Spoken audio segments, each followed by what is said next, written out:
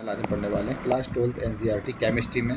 Topic है डिप्रेजन of freezing point. इसमें हम पढ़ने वाले हैं फ्रीजिंग पॉइंट का डिप्रेजन क्या होगा।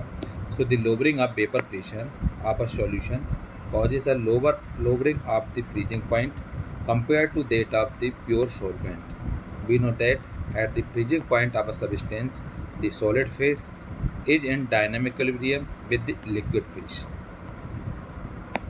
डिप्रेजन ऑफ लोबरिंग फ्रीजिंग पॉइंट में क्या होता है, जब इसमें वेपर प्रेशर का लोबरिंग पॉइंट होता है सॉल्यूशन के लिए, तो इसका एक फ्रीजिंग पॉइंट बनता है प्योर सॉल्वेंट के लिए।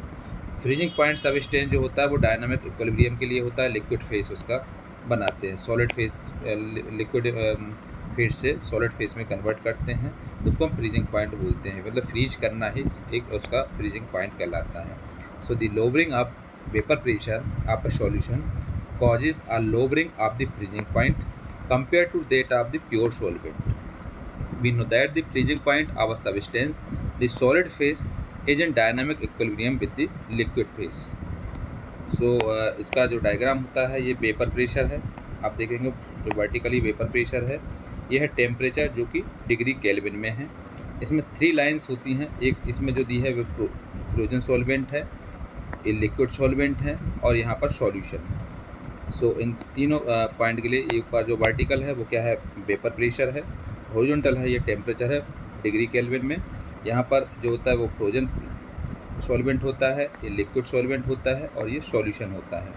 अब इन दोनों बीच में जो डिफरेंस होता है आप देख रहे होगे, ये जो डिफरेंस होता है ये फ्रीजिंग टेम्परेचर का डिफरेंस होता है, डिफरेंस बिटवीन फ्रीजिंग टेम्परेचर एक यहाँ पर और इसका जो पॉइंट का बनता है यहाँ पर TF होता है और TF नॉट होता है, जो कि फ्रीजिंग पॉइंट का टेम्परेचर कहलाता है। इन दोनों का डिफरेंस जो होता है TF नॉट और TF का जो डिफरेंस होता है वो डेल TF कहलाता है, जो कि डिफरेंस बिटवीन फ्रीजिंग टेम्परेचर कहलाता है। सो इसमें 3 लाइन बनेंगी, फ्रोजन सॉल्वेंट, लिक्विड सॉल्वेंट और solution. Let TF not be the freezing point of pure solvent and TF is freezing point in non volatile solute. जो TF नॉट होता है वो freezing point होता है प्योर सॉल्वेंट का, और जो TF होता है वो फ्रीजिंग पॉइंट होता है नॉन वोलेटाइल सॉल्यूट का। The decrease in freezing point होता है डेल TF इक्वल टू होता है TF नॉट माइनस TF। ये दोनों का डिफरेंस जो होता है वो डेल TF होता है, इसी टेम्परेचर को हम is known as a depression in freezing point कहते हैं। Similar to elevation of boiling point, depression of freezing point del TF for dilute solution, the ideal solution is directly proportional to the molality।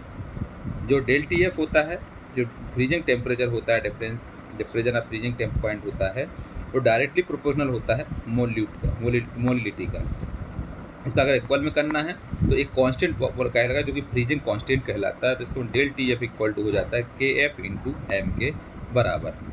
So the proportionality constant KF which depends on the nature of the solvent is known as freezing point depression constant। जो KF होता है वो एक proportionally constant point होता है जिसको हम freezing point डिप्रेजन constant बोलते हैं। अगर इसमें मोलिटी निकालते हैं तो if W2 grams of a solute having molar mass of M2, जब हम W2 ग्राम्स सॉल्यूट लेते हैं तो उसके साथ में M2 मोलर मास लेते हैं, present in W1 gram of solvent produce the depression freezing point del TF of the solvent molality of the solute. Molality क्या होता है, M इक्वल टू होता है W2 upon M2 upon W1 upon 1000, ये होता है मोलिटी के लिए। तो substituting the value of molality in equation, जो इक्वेशन दी थी उसमें हम मोलिटी को फॉर्म लगाते हैं, तो इसका मोलिटी का फार्मूला क्या था, इसमें डेल TF इक्वल टू था KF इंटू M था। तो M जो है, M क्या है, ये वाला जो है वो M यहाँ पर हम पुटअप करेंगे, ये हो जाता है del TF equal to KF into W2 upon M2 upon W1 into 1000। इसको हम ऊपर ले जाएंगे तो जगह KF into W2 into 1000 upon M2 into W1। तो ये एक फार्मूला बन जाएगा मोलिलिटी निकालने का। मोलिलिटी का फार्मूला हो जाएगा M2 equal to 1000 into W2 into KF upon del TF into W1। इस तरीके से एक फार्मूला बनता है मोलिलिटी निकालने का। अगर हमको मोलिलिटी निकालनी पड़ती है फ्रीजिंग टेम्परेचर के टाइम पे तो हमको ये लगाना पड़ेगा।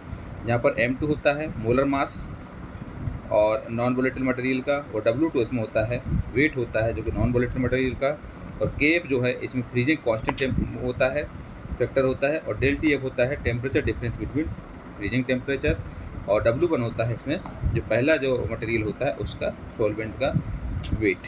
तो M2 इक्वल टू होता है formula 1000 into W2 into KF upon ΔTF into W1। इस तरीके से हम फ्रीजिंग पॉइंट के लिए कर देते हैं, फ्रीजिंग पॉइंट कहलाता है।